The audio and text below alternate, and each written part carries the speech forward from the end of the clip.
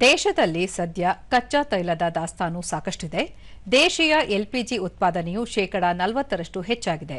ಚಿಲ್ಲರೆ ಮಾರಾಟ ಮಳಿಗೆಗಳಲ್ಲೂ ಸದ್ಯ ಸಮಸ್ಯೆ ಕಂಡುಬಂದಿಲ್ಲ ಎಂದು ಪೆಟ್ರೋಲಿಯಂ ಮತ್ತು ನೈಸರ್ಗಿಕ ಅನಿಲ ಸಚಿವಾಲಯದ ಜಂಟಿ ಕಾರ್ಯದರ್ಶಿ ಸುಜಾತಾ ಶರ್ಮಾ ಇಂದು ಹೇಳಿದ್ದಾರೆ.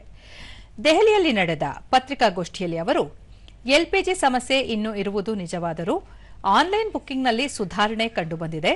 ಕೇಂದ್ರ ಸರ್ಕಾರ ಈ ನಿಟ್ಟಿನಲ್ಲಿ ಎಲ್ಲ ರೀತಿಯ ಕ್ರಮ ತೆಗೆದುಕೊಳ್ಳುತ್ತಿದೆ.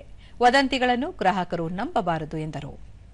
ಎಲ್ಪಿಜಿಯಿಂದ ಪೈಪ್ ಮೂಲಕ ನೈಸರ್ಗಿಕ ಅನಿಲ ಪಿಎನ್ಜಿಗೆ ಸ್ಥಿತ್ಯಂತರಗೊಳಿಸಲು ರಾಜ್ಯಗಳು ಹಾಗೂ ಕೇಂದ್ರಾಡಳಿತ ಪ್ರದೇಶಗಳು ಸಹಕಾರ ನೀಡಿದರೆ ಕೇಂದ್ರ ಸರ್ಕಾರ ವಾಣಿಜ್ಯ ಎಲ್ಪಿಜಿಯನ್ನು ಶೇಕಡಾ 10ರಷ್ಟು ಹೆಚ್ಚುವರಿಯಾಗಿ ಹಂಚಿಕೆ ಮಾಡಬಹುದಾಗಿದೆ ಎಂದು ಸುಜಾತಾ ಶರ್ಮಾ ತಿಳಿಸಿದರು.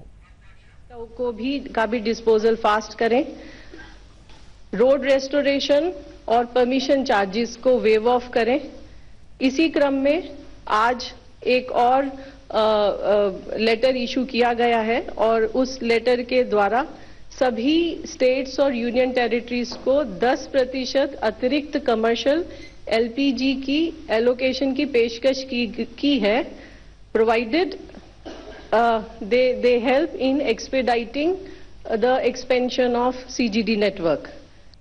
ಕಂಟ್ರೋಲ್ ರೂಮ್ ಬಂದರುಗಳು, ಹಡಗು ಸಾಗಣೆ ಮತ್ತು ಜಲಮಾರ್ಗಗಳ ಸಚಿವಾಲಯದ ಹೆಚ್ಚುವರಿ ಕಾರ್ಯದರ್ಶಿ ರಾಜೇಶ್ ಕುಮಾರ್ ಸಿನ್ಹಾ ತೈಲ ಕಂಪನಿಗಳ ವೇಳಾಪಟ್ಟಿಯ ಪ್ರಕಾರ ಎಲ್ಪಿಜಿ ವಾಹಕಗಳಾದ ಶಿವಾಲಿಕ್ ಮತ್ತು ನಂದಾದೇವಿಯಿಂದ ಮುಂದಿನ ಕಾರ್ಯ ನಡೆಸಲಾಗುತ್ತಿದೆ.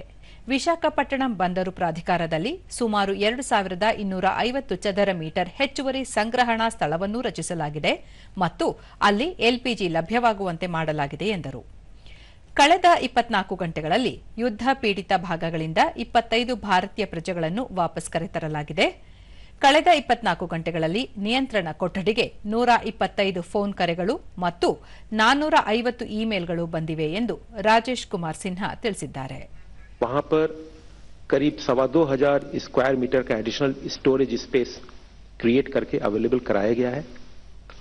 किसी भी पोर्ट पे किसी भी प्रकार की कंजेशन रिपोर्टेड नहीं है.